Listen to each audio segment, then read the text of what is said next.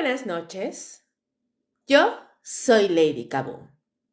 Bienvenidos a la hora macabra, donde lo paranormal susurra, lo inexplicable se revela y el miedo encuentra su voz.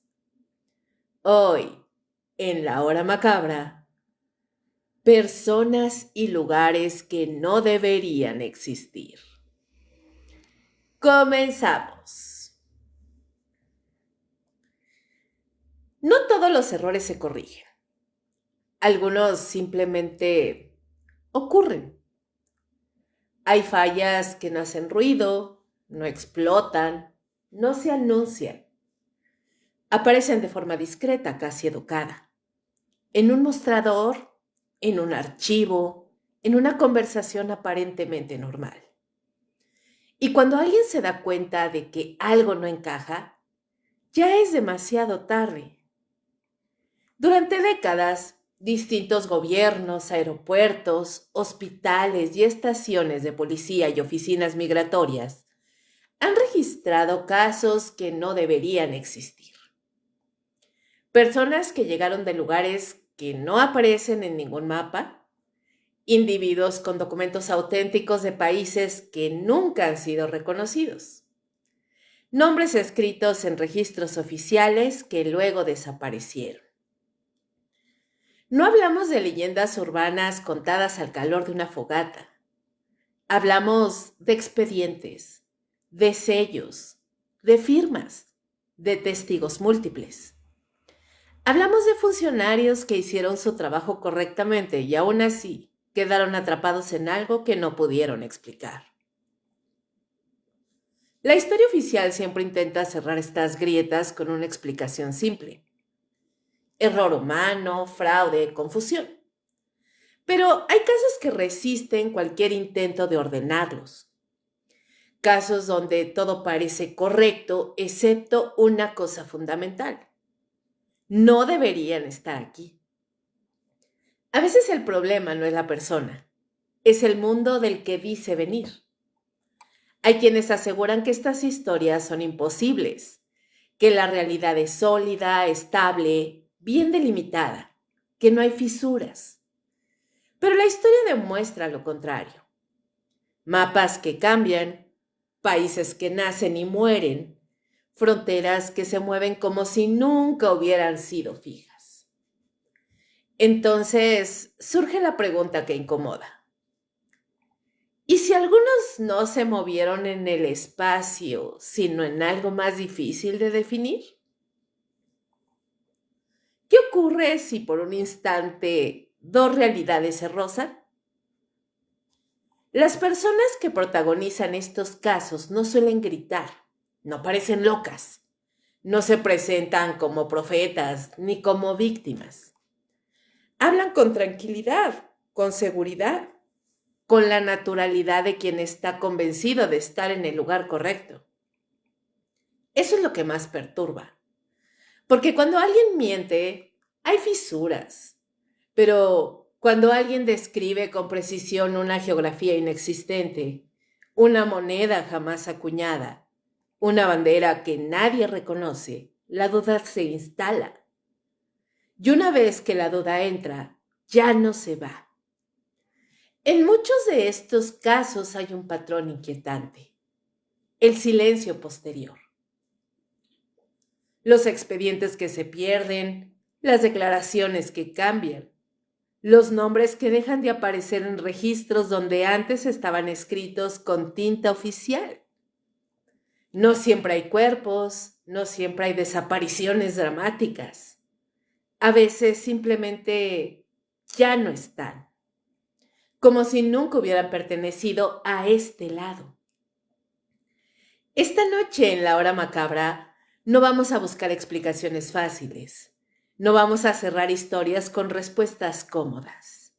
Vamos a recorrer 8 casos distintos, separados por décadas y continentes, unidos por una misma sensación: la certeza de que algo falló en la estructura de lo real. Cada capítulo es una grieta, cada historia una advertencia, porque tal vez el mundo no es tan sólido como creemos. Tal vez la realidad no es una línea recta, sino una superficie frágil capaz de rasgarse sin previo aviso. Y tal vez algunos no vinieron de lejos, vinieron de otro lugar. Escucha con atención no para encontrar respuestas, sino para reconocer el momento exacto en que la duda se instala. Y ya no te va a abandonar nunca. Capítulo 1. El hombre de Tauret. El hombre que venía de un país que no existía. El 7 de julio de 1954, en el aeropuerto de Haneda, en Tokio, el día transcurría con la monotonía habitual de un lunes cualquiera. Pasaportes revisados, sellos, filas largas, miradas cansadas. Nadie esperaba que algo rompiera el orden, hasta que un hombre llegó al mostrador. Vestía de traje oscuro, bien cortado. No parecía nervioso, no parecía perdido. Tenía el lenguaje corporal de alguien que ha viajado muchas veces. Extendió su pasaporte con naturalidad, como quien no espera ninguna objeción. El agente lo abrió. El documento era auténtico. Papel, sellos, firmas. Todo correcto. Hasta que el funcionario leyó el lugar de origen. Tauret. El agente levantó la vista, pensó que era un error menor. Un país nuevo, tal vez. Una confusión lingüística. Preguntó con calma. ¿Tauret? El hombre asintió. No sonrió, no corrigió. Sí, Tauret, Europa. El funcionario señaló el mapa detrás del mostrador. Un mapa oficial actualizado. No aparece aquí. El hombre frunció el ceño, no con enojo, sino con desconcierto genuino. Se acercó al mapa, lo observó durante varios segundos. Luego extendió el dedo.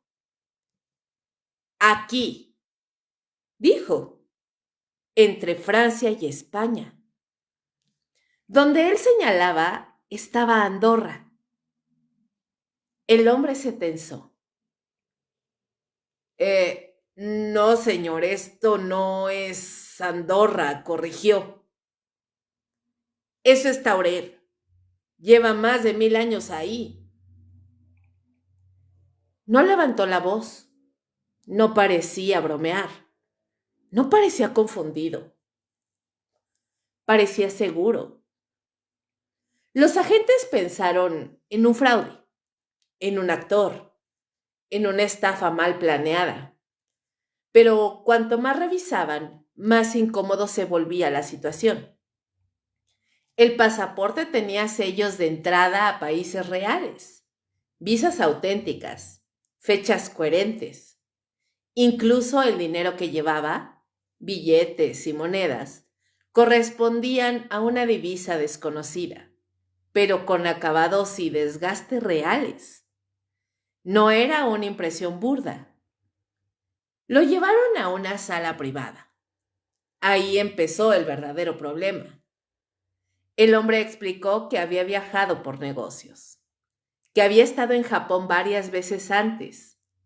Nombró hoteles, nombró calles, describió restaurantes con precisión quirúrgica. No se equivocaba. Luego habló de Tauret. Describió su capital, su sistema político, su idioma, sus relaciones diplomáticas con países europeos. Todo con una fluidez que no dejaba espacio a improvisación. Cuando le mostraron un mapa del mundo actualizado, el hombre se alteró por primera vez. Ese mapa está mal, dijo. Falta mi país. Exigió hablar con la embajada de Tauret en Japón. Los agentes se miraron. No existía ninguna embajada con ese nombre. Decidieron retenerlo mientras investigaban, no como un arresto formal, sino como medida administrativa. Lo llevaron a un hotel cercano al aeropuerto. 2 agentes custodiaban la puerta. La habitación estaba en un piso bastante alto. Las ventanas no se abrían completamente. Esa noche, el hombre durmió en esa habitación, pero el resto de los agentes aduanales no durmieron tranquilamente. Al día siguiente, cuando fueron a buscarlo, la habitación estaba vacía. No había signos de lucha, no había ventanas forzadas, no había cámaras rotas. El hombre había desaparecido. Su pasaporte, su dinero, sus documentos, todo había quedado en la habitación.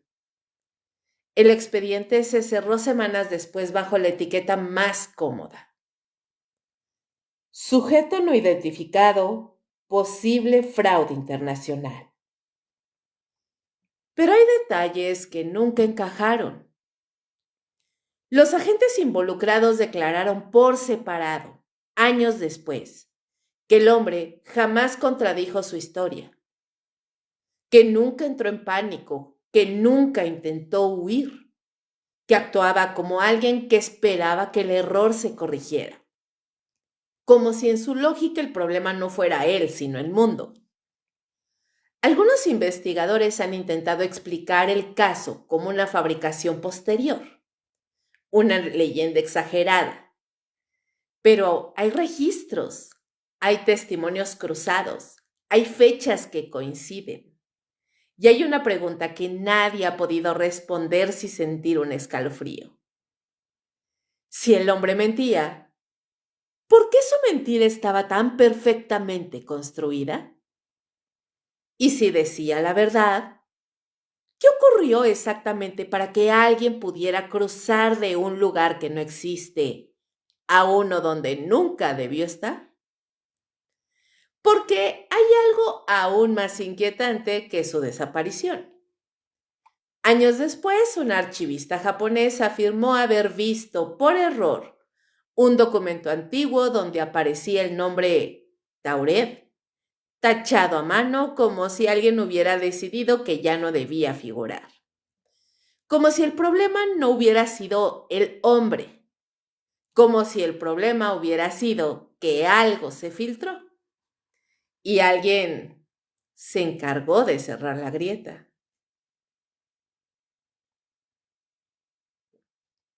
Capítulo 2. Rudolf Fentz, el hombre fuera del tiempo. La noche del 13 de junio de 1950, en pleno corazón de Nueva York, ocurrió un accidente que en apariencia no tenía nada de extraordinario.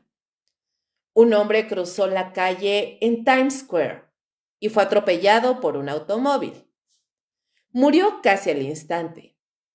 La escena fue rápida, violenta y, como tantas otras, quedó registrada en informes policiales y notas breves de prensa. Lo extraño no fue el accidente. Lo extraño fue el hombre. El cuerpo correspondía a un varón de aproximadamente 30 años, bien vestido, sin signos de indigencia. Llamó la atención de los oficiales porque su ropa no parecía antigua ni desgastada, pero tampoco encajaba con la moda de mediados del siglo XX. El traje tenía un corte inusual. La tela no coincidía con los materiales comunes de la época y los zapatos parecían nuevos, pero de un diseño completamente fuera de catálogo.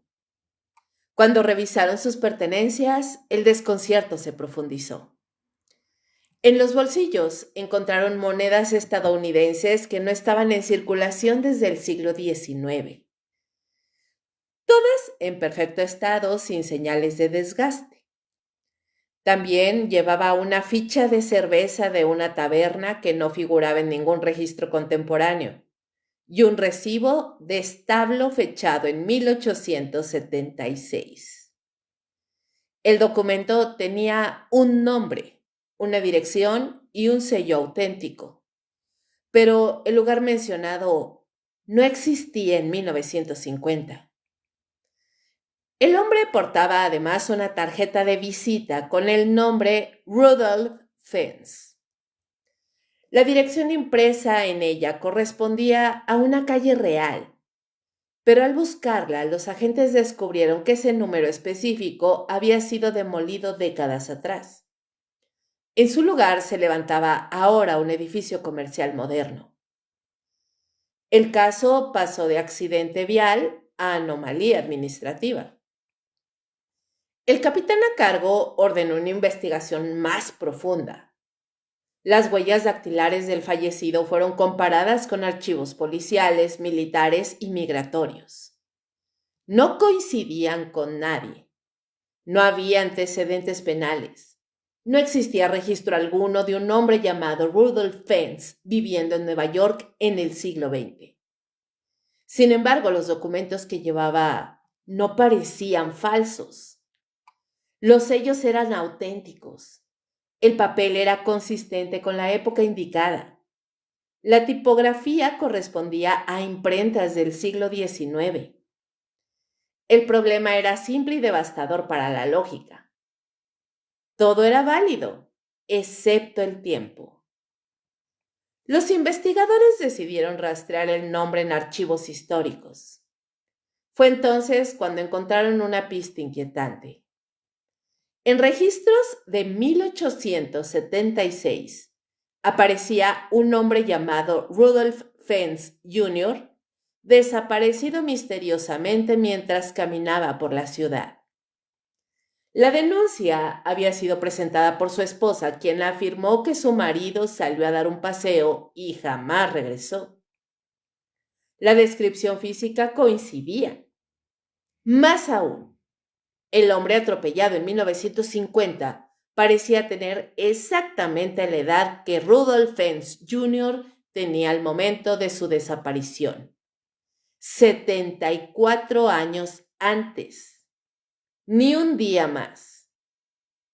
El expediente familiar reveló que el padre, Rudolph Fentz, padre, había pasado años buscando a su hijo sin éxito. Murió sin saber qué ocurrió.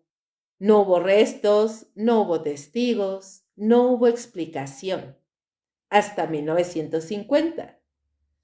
El cuerpo del hombre atropellado parecía haber cerrado un ciclo que nunca debió reabrirse. Pero la explicación oficial nunca llegó. No hubo comunicado público detallado. No hubo conferencia de prensa.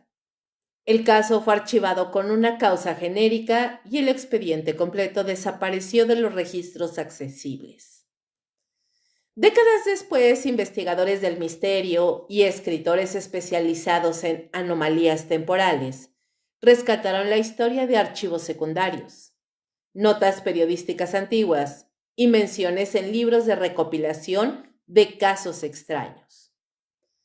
Algunos cuestionaron su autenticidad, señalando que la historia apareció publicada por primera vez en textos de divulgación y no en archivos policiales completos. Y ahí está el punto clave. Nadie ha podido demostrar que el caso sea falso, pero tampoco se ha podido presentar el expediente original íntegro. Eso en sí mismo es parte del fenómeno, porque incluso si se tratara de una construcción narrativa posterior, la historia de Rudolph Fentz persiste por una razón específica. Encaja demasiado bien con un patrón que se repite en distintos lugares y épocas. Personas que aparecen fuera de contexto. Objetos coherentes, pero imposibles. Documentos auténticos que contradicen la línea temporal aceptada. El caso de Fentz no habla de una máquina del tiempo ni de un salto espectacular. Habla de algo más inquietante. Un desliz, un error mínimo, un paso dado en el lugar equivocado. Como si el tiempo no fuera una línea continua, sino una superficie irregular llena de grietas invisibles. Rudolph Fentz no gritó, No anunció su llegada. No pareció desorientado. Simplemente cruzó la calle. Y en ese cruce, algo que no debía tocarse, se tocó. Desde entonces, su nombre se convirtió en una advertencia silenciosa dentro del argot del misterio. Si el tiempo puede fallar una vez, puede fallar de nuevo. Y cuando lo hace, no avisa.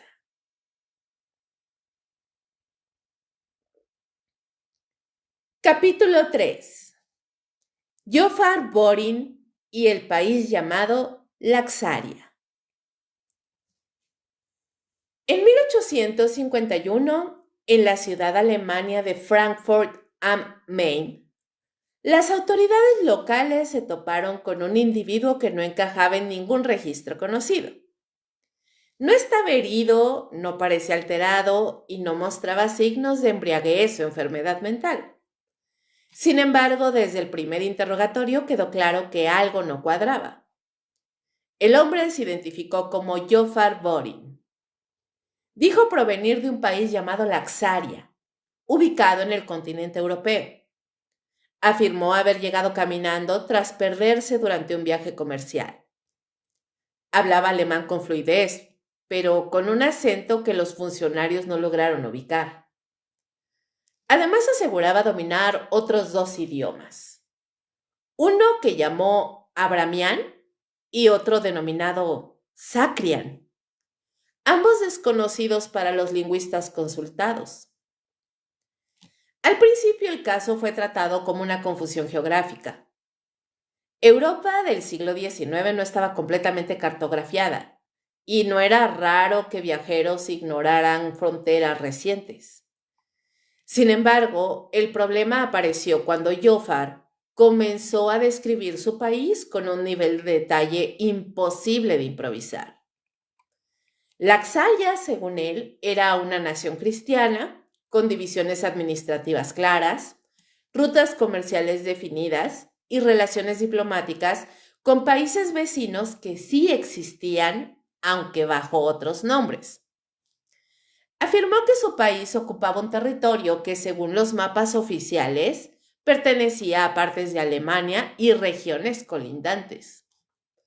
Cuando se le mostró un mapa contemporáneo, Jofar se mostró genuinamente confundido. Señaló errores. Dijo que los nombres estaban mal, que algunas ciudades estaban fuera de lugar, que otras simplemente no existían. No reaccionó con pánico, sino con extrañeza. Ese mapa no está terminado, dijo. Le faltan cosas. Las autoridades asumieron que se trataba de un caso de delirio estructurado. Sin embargo, esa hipótesis empezó a tambalearse cuando lingüistas analizaron su manera de hablar. Jofar no mezclaba idiomas ni improvisaba sonidos. Las palabras que usaba seguían reglas gramaticales consistentes. Sus respuestas no eran evasivas ni contradictorias. Había lógica interna. Durante semanas fue interrogado por funcionarios, académicos y traductores. Siempre respondió de la misma manera. Nunca cambió su historia. Nunca corrigió versiones previas. Nunca mostró señales de estar inventando nada sobre la marcha. El problema era que Laxaria no aparecía en ningún documento histórico. Ningún tratado, ninguna crónica, ningún mapa antiguo. Aún así, Jofar identificaba correctamente países reales, describía costumbres europeas con precisión y entendía perfectamente el funcionamiento del comercio y la religión del continente. No era un extranjero ignorante, tampoco un campesino aislado. Era alguien que en teoría debía existir. Fue entonces cuando las autoridades tomaron una decisión inquietante: confinarlo mientras se resolvía su situación. No como castigo, sino como medida administrativa. Jofar fue internado en una instalación bajo vigilancia donde continuó insistiendo en una sola cosa: No estoy perdido, estoy en el lugar equivocado. Durante su encierro se le pidió que dibujara mapas de Laxaria. Los trazos eran firmes, seguros. Las fronteras bastante claras. Los nombres escritos con convicción. Para un observador moderno, el mapa parecía una variación mínima del centro de Europa, como si fuera una versión ligeramente desplazada de la realidad conocida. Algunos investigadores posteriores señalaron que los idiomas que mencionó, Abramian y Sacrian, no existen como lenguas documentadas, pero presentaban similitudes estructurales con familias lingüísticas reales. No eran sonidos al azar, no eran balbuceos. El caso fue registrado años después por escritores interesados en anomalías históricas.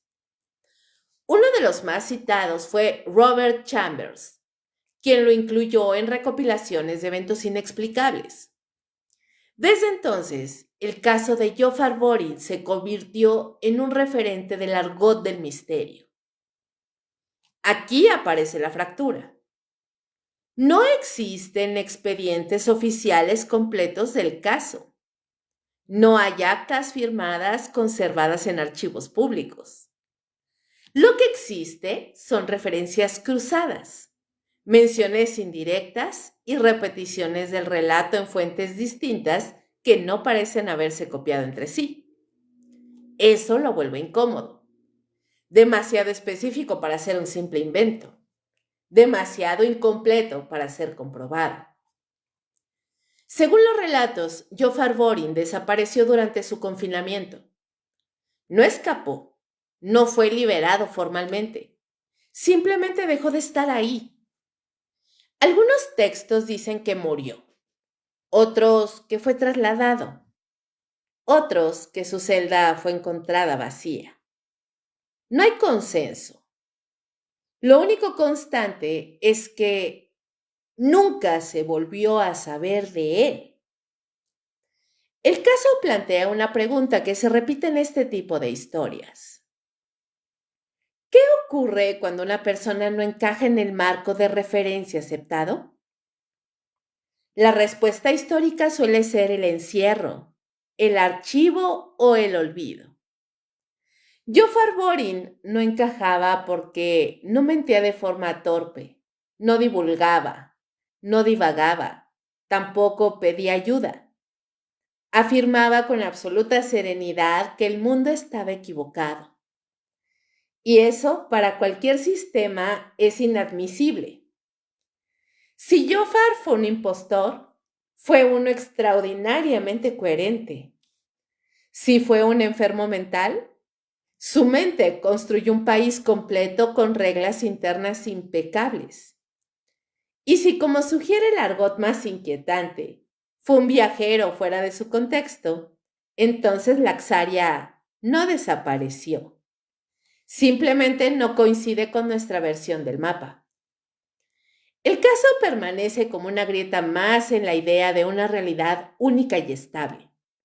Una historia donde el verdadero misterio no es la desaparición, sino la posibilidad de que existan lugares completos que jamás aprenderemos a nombrar.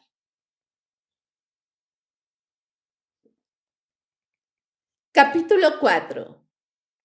El detenido de un país que ya no existe. No todos los casos de personas fuera de lugar ocurren con mapas imposibles o idiomas desconocidos. Algunos son más discretos, más incómodos y por eso mismo más perturbadores. Este capítulo no gira en torno a un solo individuo, sino a una categoría entera de incidentes que se repite en archivos migratorios, policiales y diplomáticos del siglo XX. Personas detenidas con documentos auténticos de países que oficialmente ya no existen. El problema no es que los documentos sean falsos. El problema es que son demasiado reales. En diferentes momentos del siglo pasado, particularmente tras guerras, disoluciones de estados y reconfiguraciones geopolíticas, comenzaron a aparecer personas que cruzaban fronteras con pasaportes, visas o certificados emitidos por naciones extintas, imperios colapsados, repúblicas absorbidas, estados borrados de los mapas tras tratados internacionales. Austro-Hungría, Yugoslavia, la URSS, protectorados coloniales, reinos breves que duraron menos de una generación. En teoría, estos documentos deberían ser inválidos. En la práctica, muchos de ellos pasaban controles iniciales. Sellos correctos, tipografías coherentes con la época, firmas verificables en archivos antiguos, papel, tinta y numeraciones consistentes. Demasiado correctos para ser improvisados. Uno de los problemas más documentados ocurrió en aeropuertos y cruces fronterizos europeos entre las décadas de 1950 y 1970. Oficiales de migración se encontraban con viajeros cuyos papeles no podían ser rechazados automáticamente, pero tampoco aceptados sin cuestionar la lógica del sistema. Este país ya no existe, decían los agentes. Existía cuando salí, respondían los detenidos. Y ahí comenzaba el vacío administrativo. Algunos afirmaban haber nacido bajo una bandera que desapareció mientras ellos seguían vivos. Otros insistían en que su país seguía existiendo, aunque había cambiado de nombre en este lado del mundo. Las explicaciones variaban, pero el patrón era exactamente el mismo. Las fechas no encajaban. Personas que aseguraban haber salido de su país hacía semanas, cuando ese estado había dejado de existir décadas atrás. Individuos que no parecían ancianos, pero cuyos documentos los situaban en contextos históricos incompatibles con su edad aparente. Los registros oficiales rara vez profundizan, no porque no quieran, sino porque no saben cómo hacerlo. Migración no investiga metafísica, solo verifica los sistemas. Cuando un documento es auténtico pero inválido, el sistema entra en conflicto consigo mismo. En algunos casos, los detenidos fueron deportados a ningún lugar, literalmente. Se les negó el acceso, pero no había país receptor reconocido. En otros fueron retenidos durante semanas o meses mientras consulados inexistentes eran consultados por vías diplomáticas que ya no funcionaban. Existen referencias fragmentarias, nunca concluyentes, a personas que simplemente desaparecieron del proceso, no liberadas, no deportadas, no fallecidas oficialmente.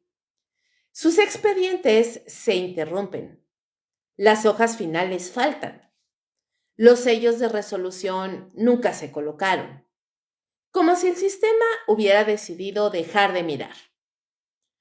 Uno de los elementos más inquietantes es la autenticidad técnica de los documentos. Expertos en archivística han señalado que falsificar papeles de estados desaparecidos es extraordinariamente difícil, no solo por el diseño, sino por los materiales, las firmas históricas y los registros cruzados. Y sin embargo, ahí estaban. En algunos informes internos se utilizó un lenguaje ambiguo. Documentación históricamente inválida. Estado emisor no vigente. Imposibilidad de corroboración contemporánea. La traducción es que nadie sabía qué hacer. El caso más perturbador no es el del viajero confundido, sino el del sistema que falla, porque estos incidentes exponen una verdad incómoda. La realidad administrativa no está diseñada para lidiar con contradicciones temporales. Un pasaporte no debería sobrevivir a su país. Una identidad no debería quedar huérfana de nación. Y sin embargo ocurrió.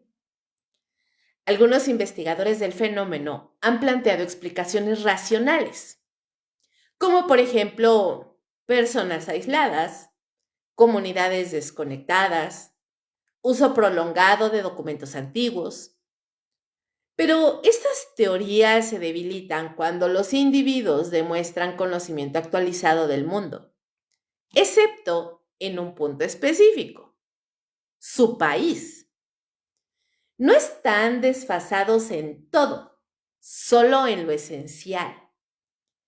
Los archivos de migración rara vez se hacen públicos y cuando lo hacen están incompletos.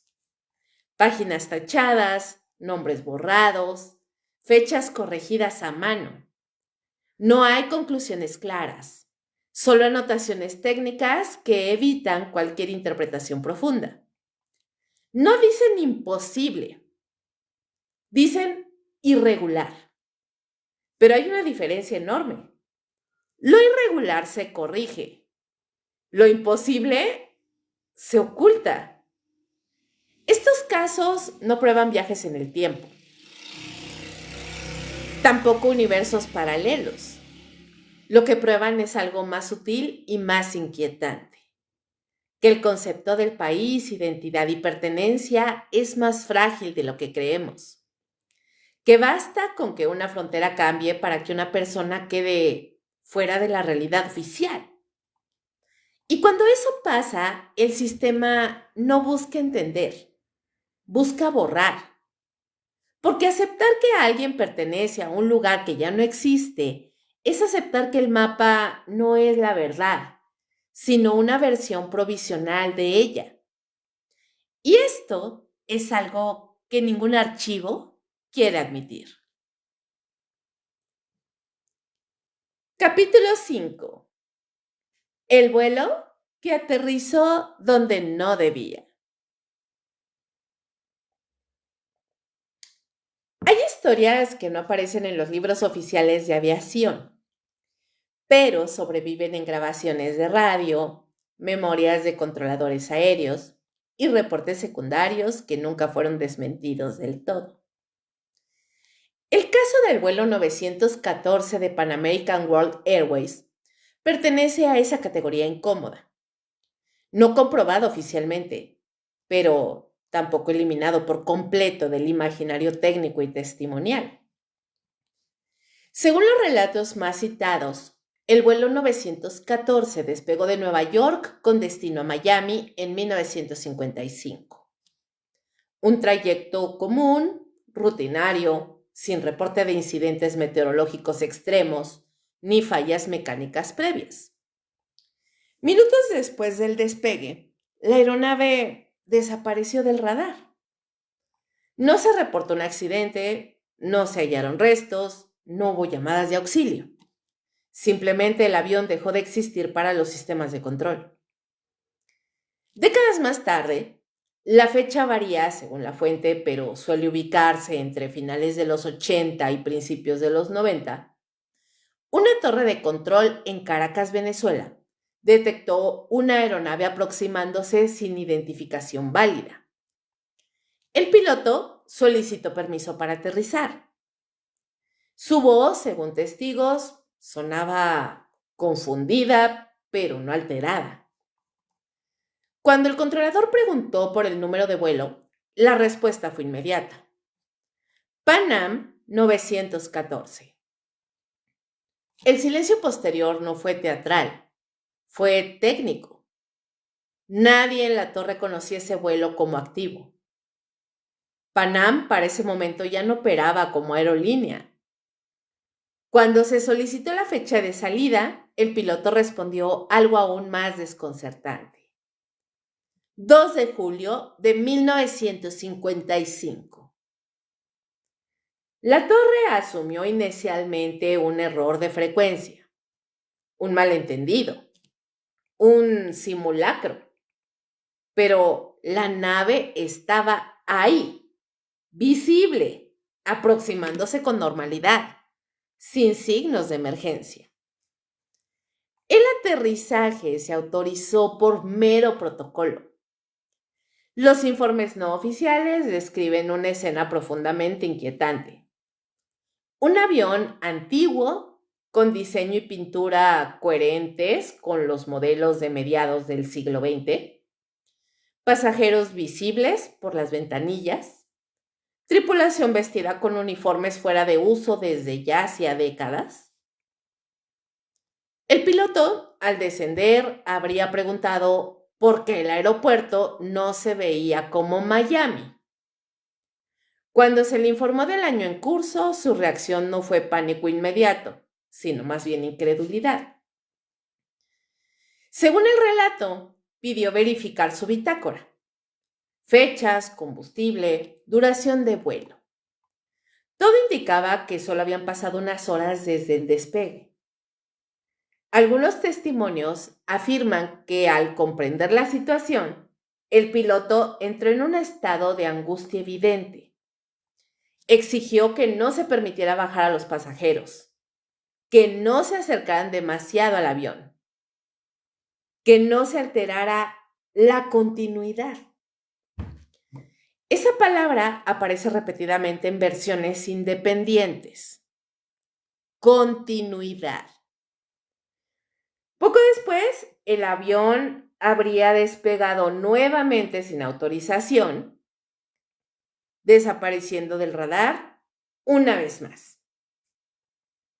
Y aquí es donde el caso se fragmenta. No existen registros públicos de Panam reconociendo el incidente. Tampoco hay archivos aeronáuticos oficiales que lo documenten como evento validado. Pero hay algo que impide descartar la historia con facilidad. No existe un desmentido formal exhaustivo. La aviación civil suele ser implacable con los rumores. Los accidentes se investigan. Las falsedades se corrigen. En este caso, solo hubo silencio. Algunos investigadores señalan inconsistencias técnicas. El combustible, la vialidad mecánica, la ausencia de listas de pasajeros confirmados. Otros, sin embargo, apuntan a testimonios de controladores retirados que hablaron del evento en entrevistas privadas, nunca grabadas oficialmente. El detalle más inquietante no es el viaje en el tiempo, es la reacción institucional posterior. No hay investigaciones públicas, no hay comunicados extensos, no hay esfuerzos visibles por aclarar ese mito. El caso simplemente se deja flotar como si tocarlo fuera más problemático que ignorarlo. En archivos no oficiales se menciona que los nombres de los pasajeros no coincidían con registros de defunción ni con censos posteriores. No se encontraron descendientes. No se hallaron actas de nacimiento posteriores a 1955. Como si esas personas hubieran quedado atrapadas en un punto que no pertenece a ninguna línea temporal conocida. Una explicación racional sugiere que el caso es una construcción posterior, un relato alimentado por errores de comunicación, confusión de vuelos antiguos o incluso invenciones periodísticas. Es posible, claro, pero hay una pregunta que permanece. ¿Por qué este relato persiste específicamente en círculos aeronáuticos y no solo en el folclore popular? Pilotos, ingenieros y controladores son entrenados para desconfiar de lo extraordinario. Y sin embargo, el vuelo 914 aparece recurrentemente en conversaciones privadas, como una historia que no debería repetirse, pero se repite. No se cuenta con dramatismo, se cuenta con mucha incomodidad. El concepto central que emerge no es el del viaje en el tiempo como fenómeno fantástico, sino el de una línea temporal quebrada, una desviación mínima imperceptible que no destruye el mundo, pero lo desajusta lo suficiente como para que algo quede fuera de lugar. Un vuelo que nunca llegó. un vuelo que llegó cuando no debía, un vuelo que no encaja en ningún registro completo. Y quizá por eso resulta tan perturbador.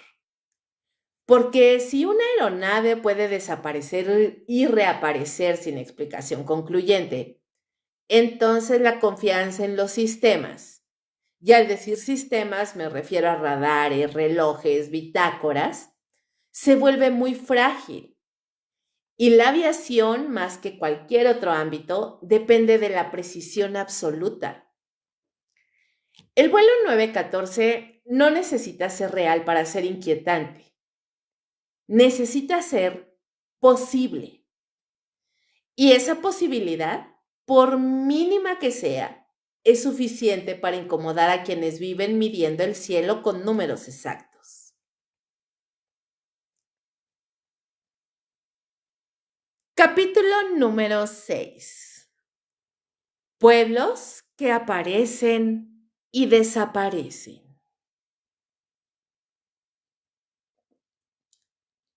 Hay desapariciones que no dejan cadáveres, no dejan sangre, no dejan ruinas visibles, solo dejan vacíos. El fenómeno de los pueblos que aparecen y desaparecen no pertenece al terreno del mito urbano moderno. Existen registros desde el siglo XIX, reportes administrativos, notas periodísticas y testimonios notariales que describen el mismo patrón inquietante.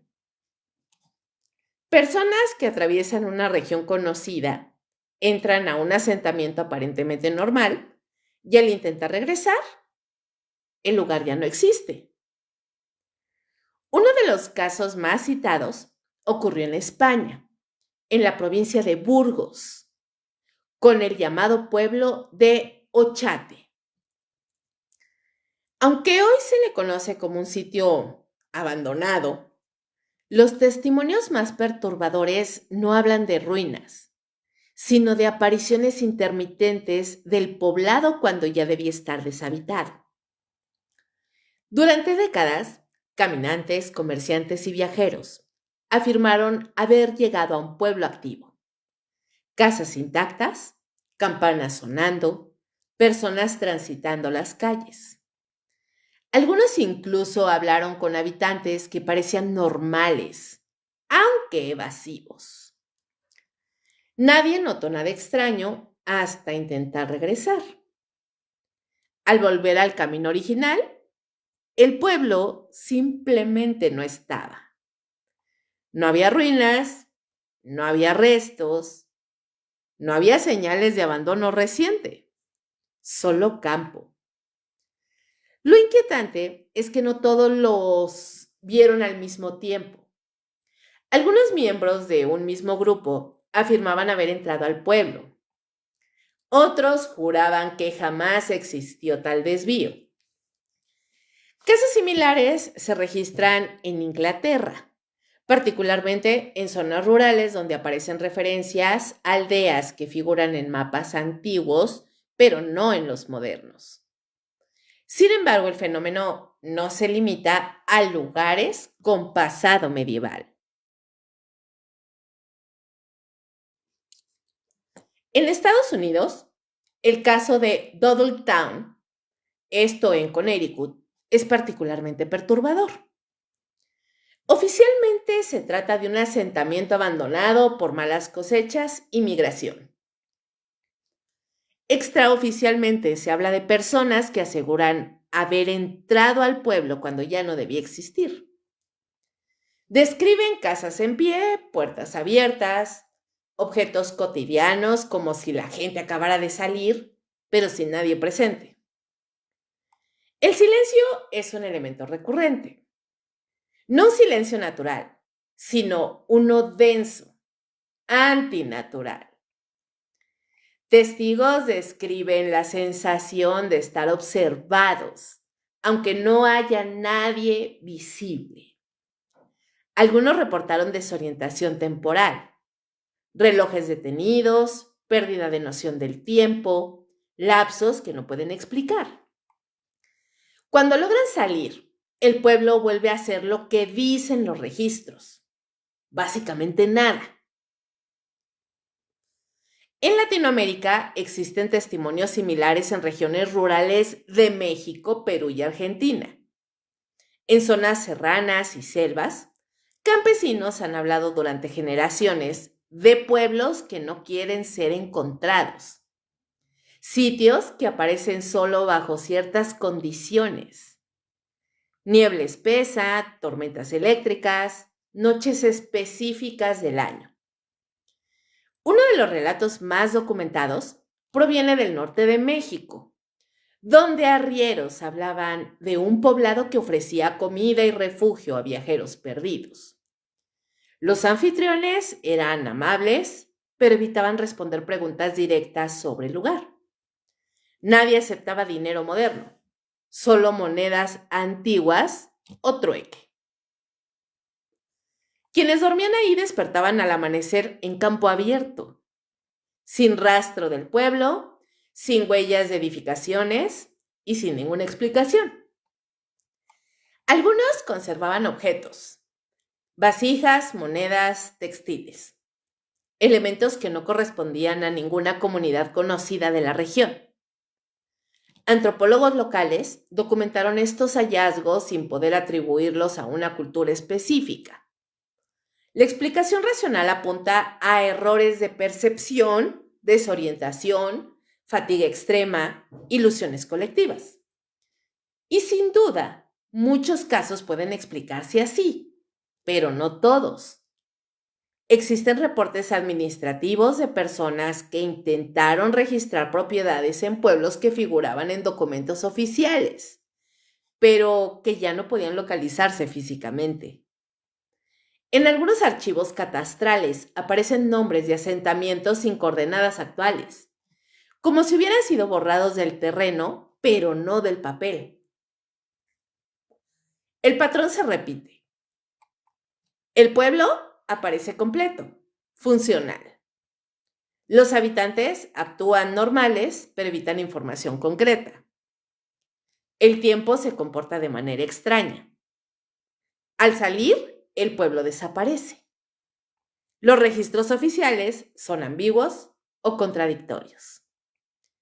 No hay un solo caso concluyente, pero hay demasiados casos similares para descartarlos como simple coincidencia. La pregunta más inquietante no es si estos pueblos existen físicamente, sino qué representan. Algunos investigadores sugieren que podrían ser fragmentos de tiempo, momentos que no avanzaron al mismo ritmo que el resto del mundo.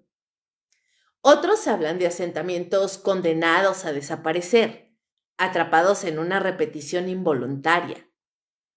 Desde una perspectiva más oscura, hay quien plantea que estos pueblos no están perdidos, sino aislados, como si algo o alguien hubiera decidido que no deben ser parte del presente. Lo verdaderamente perturbador es que casi todos los testimonios coinciden en una sensación común al abandonar el lugar, una tristeza inexplicable. No miedo, no alivio, tristeza, como si se hubiera abandonado a algo que no debía ser visto, como si el pueblo supiera que había sido descubierto y no quisiera volver a hacerlo. Al final estos pueblos no dejan ruinas para estudiar, dejan muchísimas dudas y en algunos casos dejan objetos que no deberían existir. Eso es lo que los vuelve inquietantes. No desaparecen o sí desaparecen, pero más bien no del todo. Solo lo suficiente para que nadie pueda probar que realmente estuvieron ahí.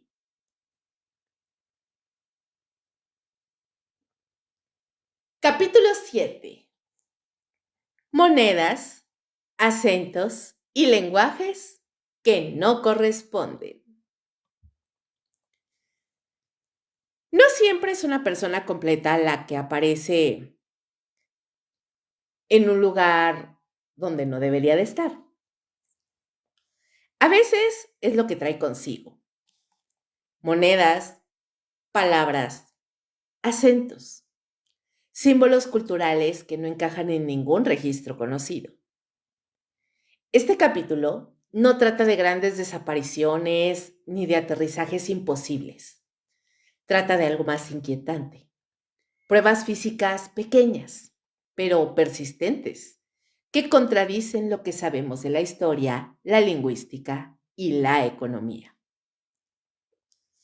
Uno de los primeros casos documentados aparece en archivos policiales de Europa Central a finales del siglo XIX. Un hombre fue detenido por vagancia. No portaba documentos, pero sí llevaba varias monedas. No eran falsas, tampoco eran antiguas en el sentido arqueológico. Eran de un metal correcto, con desgaste normal, pero no correspondían a ninguna acuñación conocida. Los símbolos no coincidían con ningún reino, imperio o república registrada. Las fechas no seguían calendarios reconocidos. El peso y la aleación eran consistentes con técnicas modernas para la época, lo que descartaba una falsificación rudimentaria. Las monedas fueron enviadas a un perito. El informe concluyó algo inquietante: no podían autenticar su origen, pero tampoco podían clasificarlas como falsas. El hombre hablaba un idioma que parecía una variación mínima de una lengua regional existente. No era incomprensible, pero tampoco era correcto.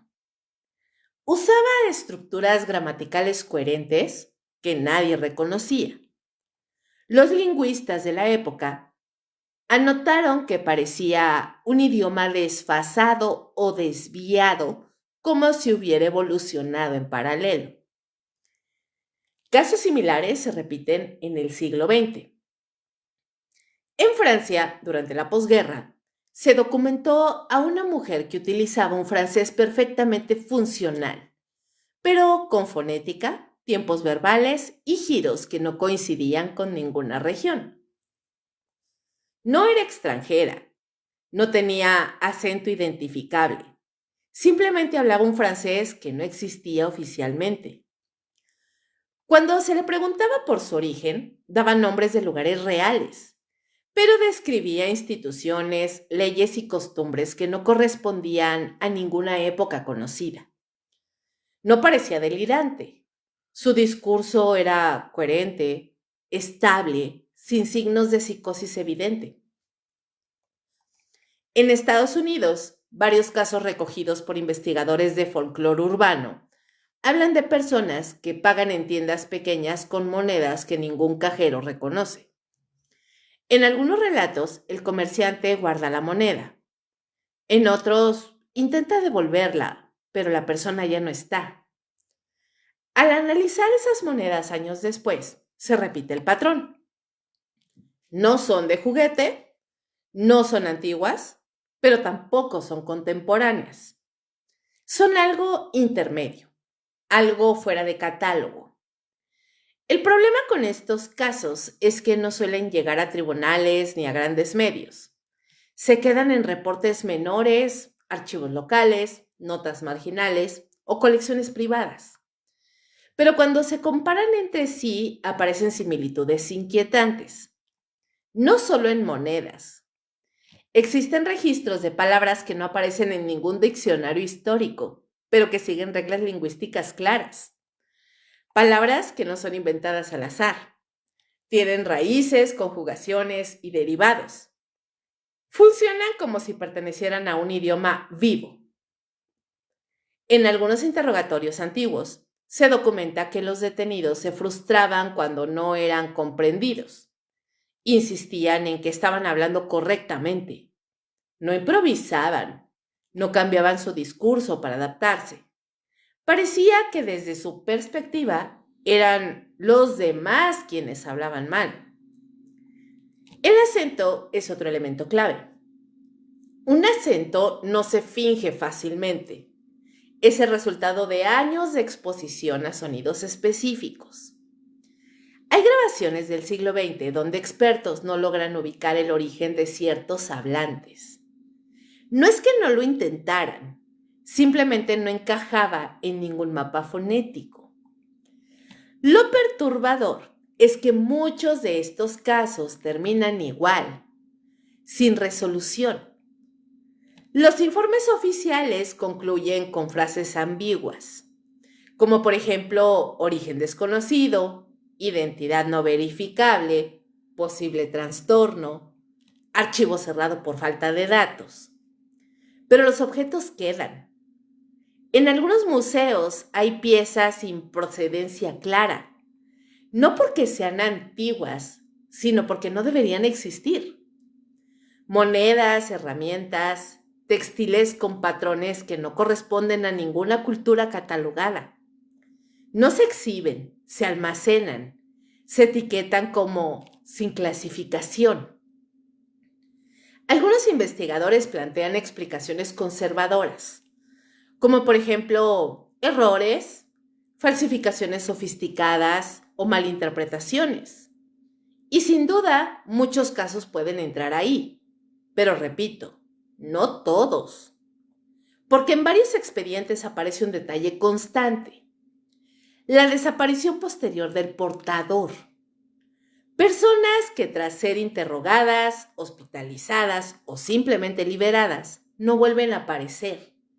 No hay rastro migratorio, no hay registros de muerte, no hay vida previa que rastrear. Como si hubieran estado aquí solo el tiempo suficiente para dejar algo atrás. Una moneda, una palabra, un sonido que no pertenece a este lugar. La hipótesis más inquietante no habla de viajes espectaculares ni portales visibles.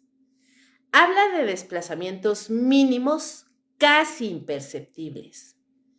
Individuos que no cruzaron grandes distancias, sino pequeñas grietas culturales. Líneas donde el idioma, la economía o la historia tomaron otro rumbo. Desde afuera parecen errores. Desde dentro podrían ser pruebas. Pruebas de que nuestra línea cultural no es la única, de que existen variaciones que nunca se consolidaron, pero tampoco desaparecieron del todo. Estos casos no rompen la realidad de golpe, la erosionan lentamente. Y eso los vuelve más peligrosos, porque una moneda imposible se puede guardar, una palabra extraña se puede olvidar. Pero cuando suficientes de estas anomalías se acumulan, empiezan a sugerir algo más inquietante: que el mundo no es tan cerrado como creemos, que hay corrientes culturales que no aprendimos, idiomas que no heredamos y personas que vienen de ahí, no para quedarse, solo para pasar. Capítulo 8. Los archivos que desaparecen.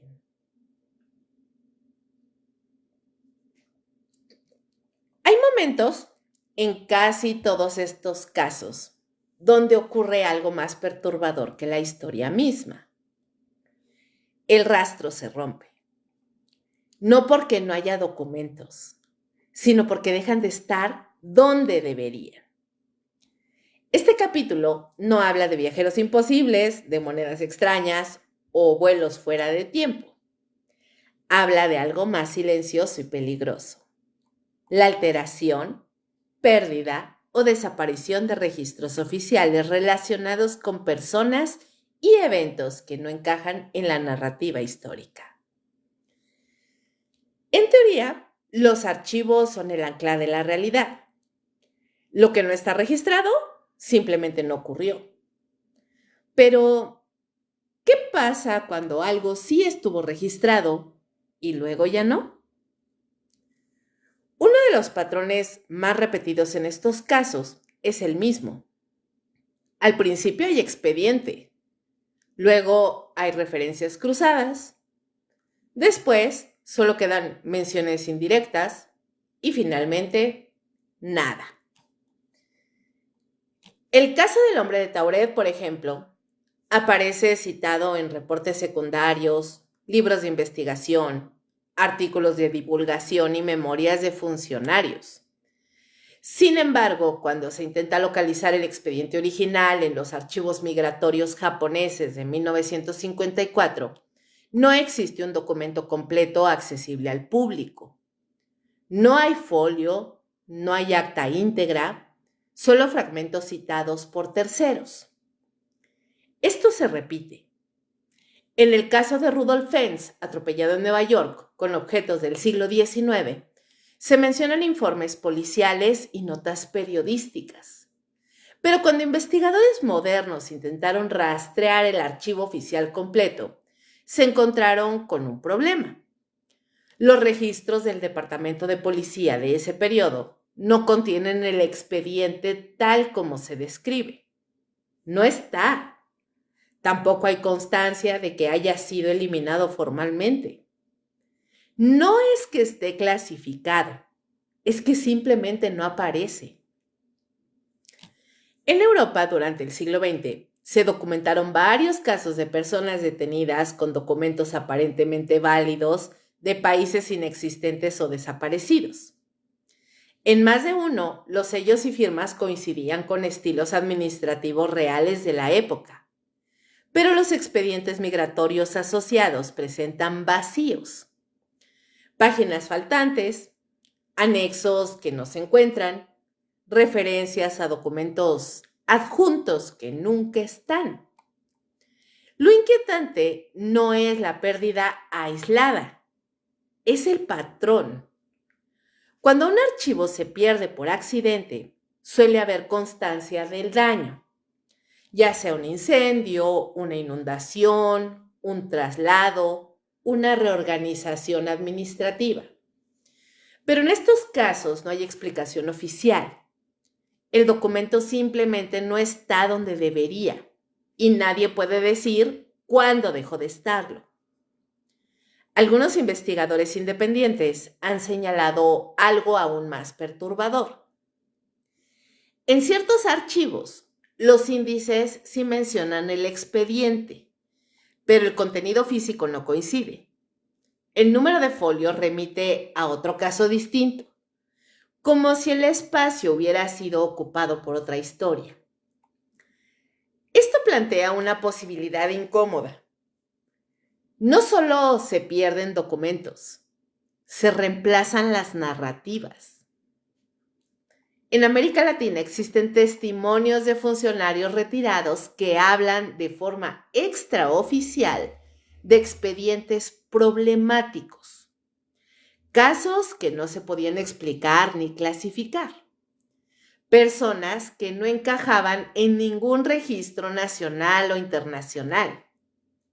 Según estos relatos, esos archivos se movían, se reetiquetaban o se archivaban en categorías ambiguas hasta que con el tiempo dejaban de ser localizables. No hay pruebas públicas de una conspiración organizada, pero tampoco hay pruebas de que estos procesos sean completamente accidentales. En algunos países, los archivos históricos pasan por depuraciones periódicas. Se descarta material irrelevante. Se prioriza lo que encaja con líneas cronológicas claras. Lo ambiguo se vuelve incómodo y lo incómodo muchas veces se borra. El problema es que al borrar el archivo, no se borra el evento, solo se elimina su rastro verificable. Esto crea un fenómeno peligroso. Los casos sobreviven solo en testimonios secundarios, libros no oficiales, relatos orales, notas marginales. Y entonces ocurre lo inevitable.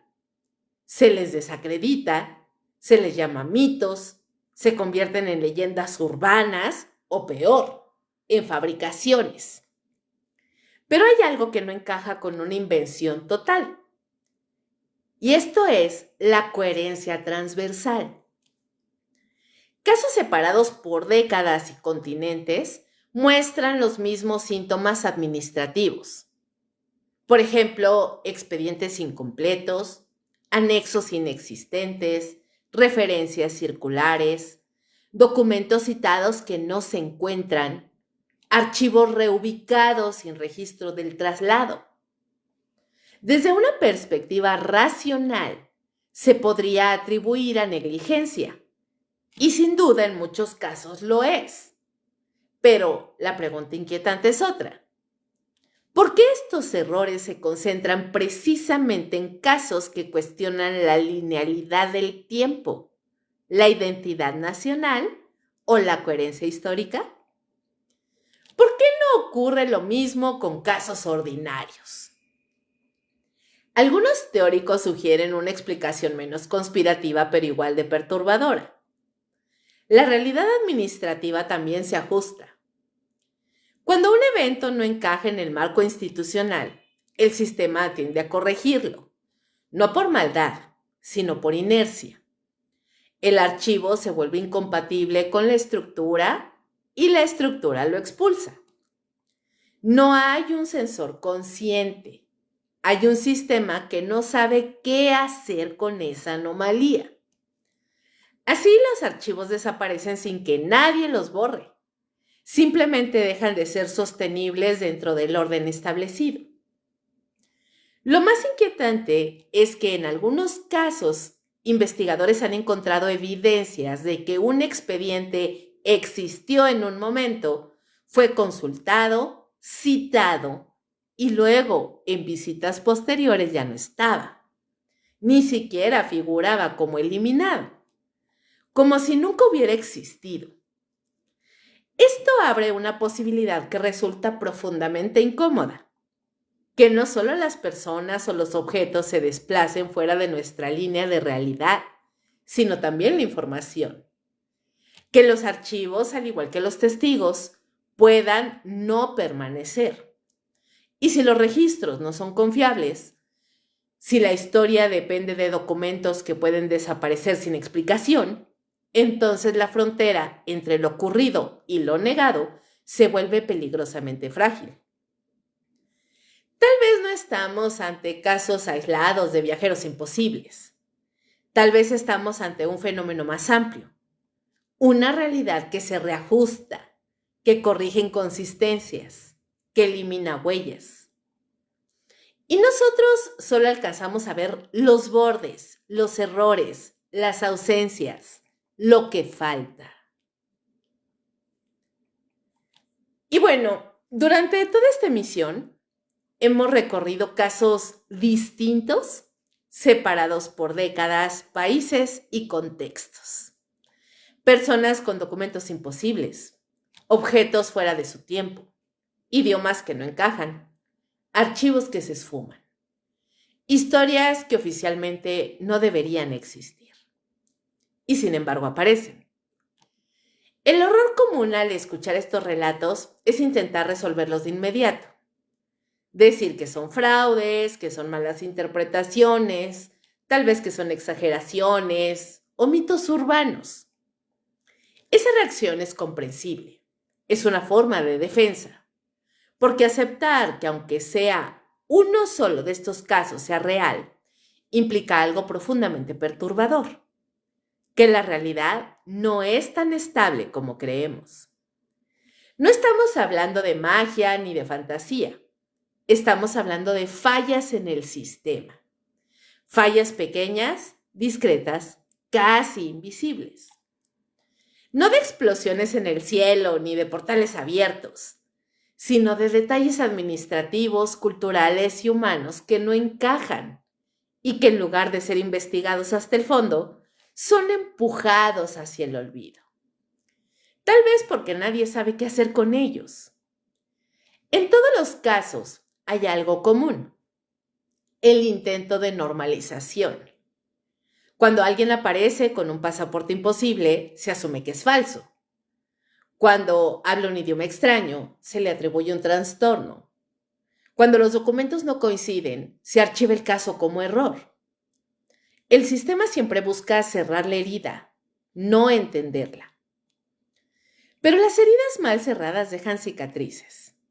Y esas cicatrices son los relatos que siguen circulando.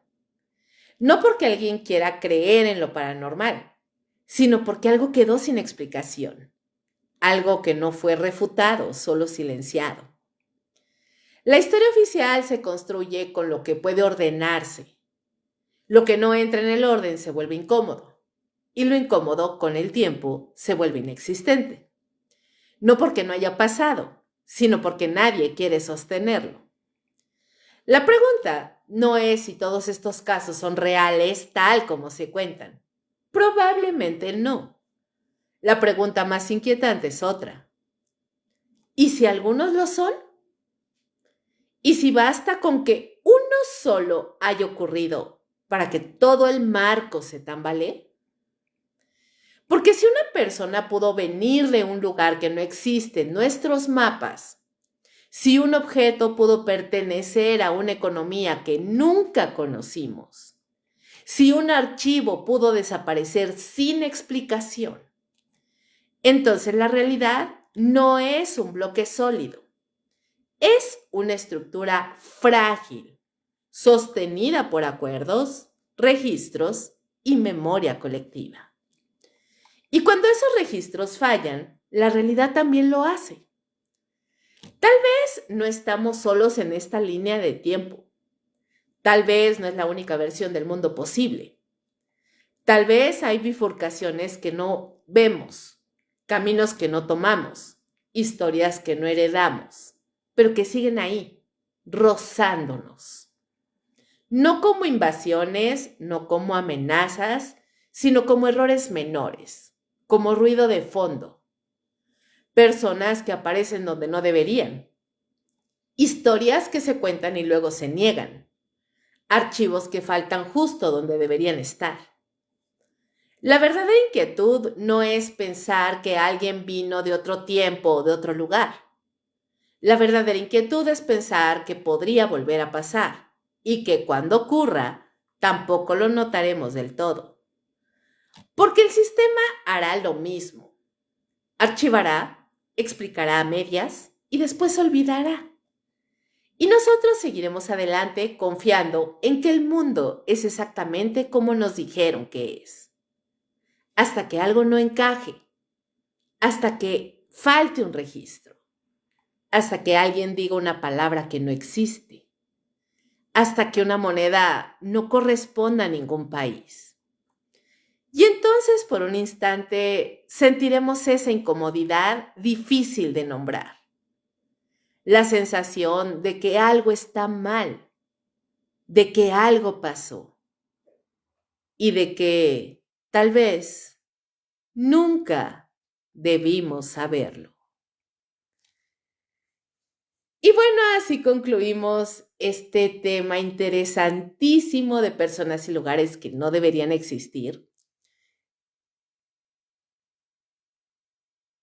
Circunstancias, casos, hay un montón. En esta emisión solamente tratamos las más peculiares, por decirlo así. Pero a lo largo del tiempo ha habido registros de un montón de anomalías de este tipo. Fallos en la realidad, fallos en la línea de tiempo,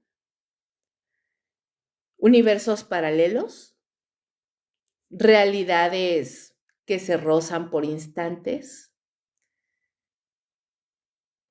Tal vez nunca sepamos a ciencia cierta qué pasó, por qué, pero pasa.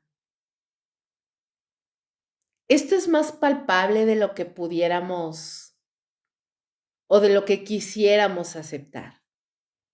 Así que espero que este tema les haya gustado muchísimo, que los haya entretenido y que tal vez, solo tal vez, el día de hoy hayamos aprendido algo nuevo, misterioso y macabro.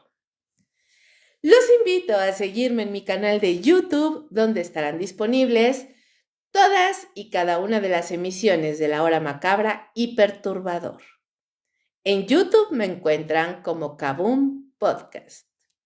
Y también pueden disfrutar de mi contenido en mi canal de WhatsApp si es que quieren escuchar leyendas y cuentos cortos de terror. Ahí me pueden encontrar como Kaboom. Hasta la próxima emisión de La Hora Macabra, donde cada noche las sombras tienen algo que contar. Y nosotros estamos para escucharlas. Hasta entonces, buenas noches o lo que queda de ella, y como siempre les deseo, dulces pesadillas. ¡Chao, chao!